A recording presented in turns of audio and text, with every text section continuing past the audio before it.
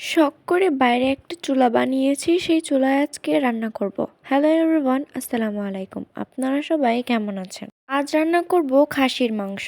খাসির মাংসগুলো সুন্দর মতো পরিষ্কার করে ধুয়ে নিয়ে কড়াইতে নিয়ে নিয়েছি, কারণ আজকে হাতে মাখিয়ে রান্না করব। এর জন্য আমি সব রকমের মশলা একসাথেই দিয়ে দিচ্ছি। আমি এখানে আদা বাটা সব রকমের মশলাগুলো একসাথে মিশিয়ে আমি সবসময় রেখে দিই, এই জন্য সেই মশলাটা দিয়ে দিলাম।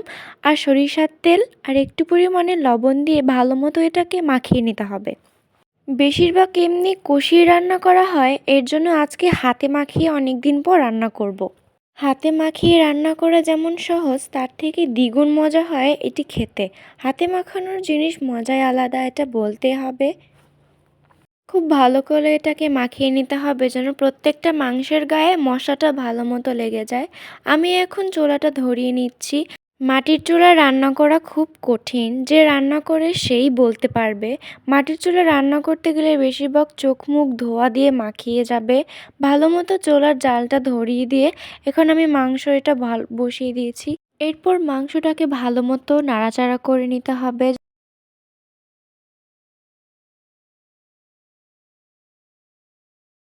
মাটির চুলায় রান্না করা খুব কঠিন একটি কাজ। কতক্ষণ পর পর জাল দিতে হয় যেন আগুনটা ঠিকমতো জ্বলছে কিনা।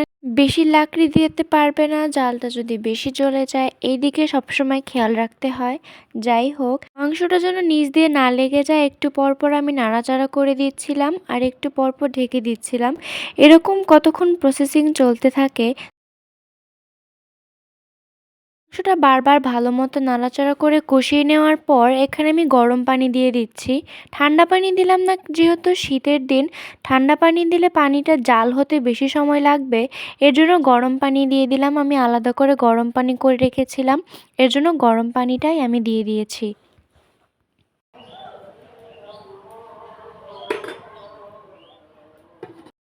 ভিডিও শুরুতে হয়তো অবশ্যই খেয়াল করেছো আমি মাংস মাখানোর সময় এক ধরনের মশলা দিয়েছিলাম, কিন্তু আসলে ওইখানে 3 ধরনের মশলা আমি একত্রিতভাবে মিশিয়ে রাখি, যাতে পরে কোনো ঝামেলা না হয়। 3 ধরনের মশলা 3 বার দিতে গেলে পরিমাণটা বোঝাটা একটু কঠিন, এর জন্য আমি একত্রিতভাবেই মিশিয়ে রাখি।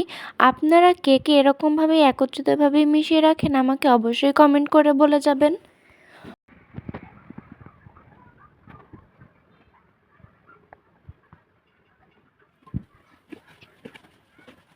মাংসটা আমি আবার একটু নাড়াচাড়া দিয়ে দিচ্ছি যেন নিচ দিয়ে না লেগে যায়।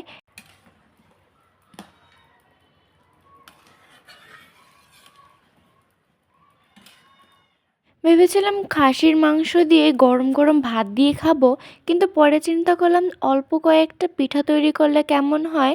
যেহেতু শীতের দিন চলে এসেছে, পিঠাপুলির দিন, এই দিনে সবাই কম বেশি পিঠা খেয়ে থাকে, এর জন্যই চিতই পিঠাটা বেছে নিলাম। চিতই পিঠাটা সুন্দর করে বানাবো আজকে, আর বানিয়ে খাসির মাংস দিয়ে খাবো। এর জন্যই চিতই পিঠাটা বানানোর জন্য যে গোলাটা প্রয়োজন, সেই গোলাটা মা এখানে তৈরি করে নিচ্ছে। ভালো মতো পানি দিয়ে, গরম পানি দিয়ে দিতে হবে, তাহলেই ভালো হবে। আর অপর দিকে খাসির মাংসটা হয়ে গেছে। আলু দিয়ে কতক্ষণ জাল দেওয়ার পরেই খাসির গোস্তটা নামিয়ে নিবে।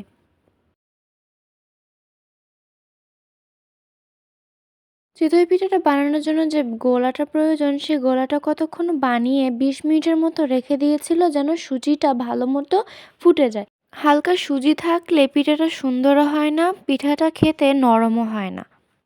একটা একটা করে সুন্দর করে পিঠাগুলো দিয়ে দেওয়ার পর ঢেকে দিয়েছিল। এখানে দেখুন পিঠাগুলো দেখতে কি সুন্দর হয়েছে, আর তেমনি পিঠাগুলি খুব নরম হয়েছিল এবং হালকা মুচমুচে হয়েছিল। চিতই পিঠাটা একমাত্র পিঠা, যেই পিঠা ২ রকমভাবেই খাওয়া যায়। দুধ দিয়ে ভিজিয়ে খাওয়া যায়, আবার মাংসর ঝোল হলে তো কথাই নেই। মাংসর ঝোল দিয়ে আমার কাছে বেশি ভালো লাগে ভেজানোর থেকে। এর শীতের দিনে আমার বেশি ভালো লাগে মাংসর ঝোল দিয়ে চিতই পিঠাটা, কারণ গরম গরম খেতে খুবই ভালো লাগে। আপনাদের কার কার কাছে ভালো লাগে অবশ্যই কমেন্ট করে বলে যাবেন। একটা একটা করে পিঠাগুলো সাজিতে তুলে নিচ্ছে, এরপরই গরম গরম পিঠাগুলো মজা করে খাওয়া হবে। খাসির গোস্তটা দেখতে কেমন লোভনীয় লাগছে, খেতে তার থেকেও বেশি সুস্বাদু হয়েছিল। একদম নরম, মুখে দিলেই কেমন যেন গলে যাচ্ছিল। মাংসগুলো অনেক সুস্বাদু ছিল। মাংস রান্না করাটা একদম মজা হয়েছিল খেতে, গরম গরম, তার উপর খুব ভালোই লাগছিল। এভাবে মাটির চুলায় রান্না করা, বাইরে বসে সবাই একসাথে বসে খাওয়া, এটা যেন একটি মজাই আলাদা। আমার কাছে কিন্তু সবাই একসাথে বসে খেতেই বেশি ভালো লাগে। আর আমার এই আজকের ভিডিওটি আপনাদের কাছে কেমন লেগেছে অবশ্যই কমেন্টে বলে যাবেন।